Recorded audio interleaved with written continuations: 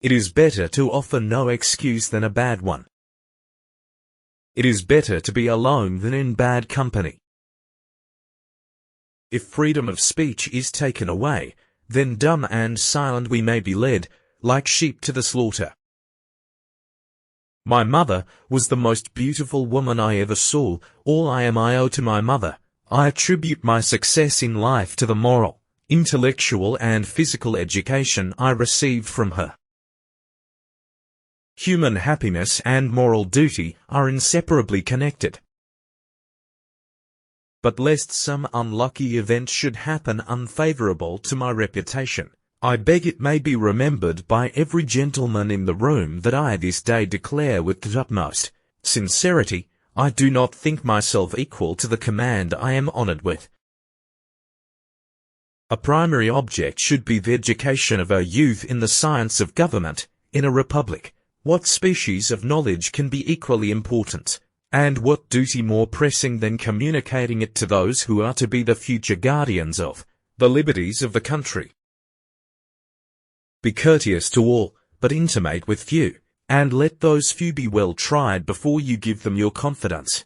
True friendship is a plant of slow growth, and must undergo and withstand the shocks of adversity before it is entitled to appellation.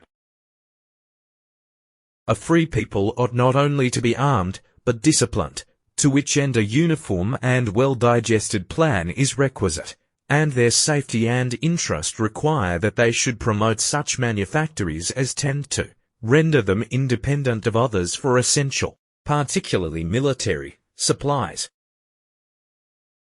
In politics as in philosophy, my tenets are few and simple, the leading one of which, and indeed that which embraces most others, is to be honest and just ourselves and to exact it from others, meddling as little as possible in their affairs where our own are not involved. If this maxim was generally adopted, wars would cease and our swords would soon be converted into reap hooks and our harvests be more peaceful, abundant, and happy.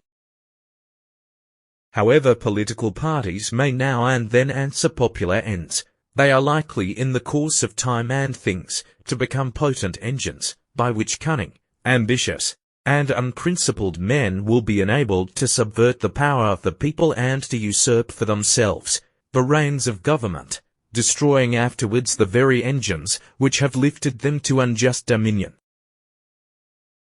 99% of failures come from people who make excuses.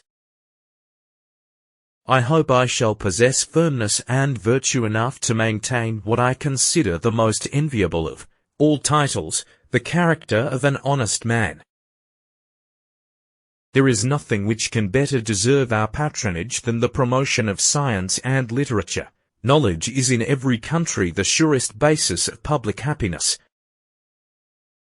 Guard against the impostures of pretended patriotism. Labour to keep alive in your breast that little spark of celestial fire called conscience. Perseverance and spirit have done wonders in all ages. Associate yourself with men of good quality, if you esteem your own reputation, for 'tis better to be alone than in bad company. Let us therefore animate and encourage each other, and show the whole world that a freeman, contending for liberty on his own ground, is superior to any slavish mercenary on earth.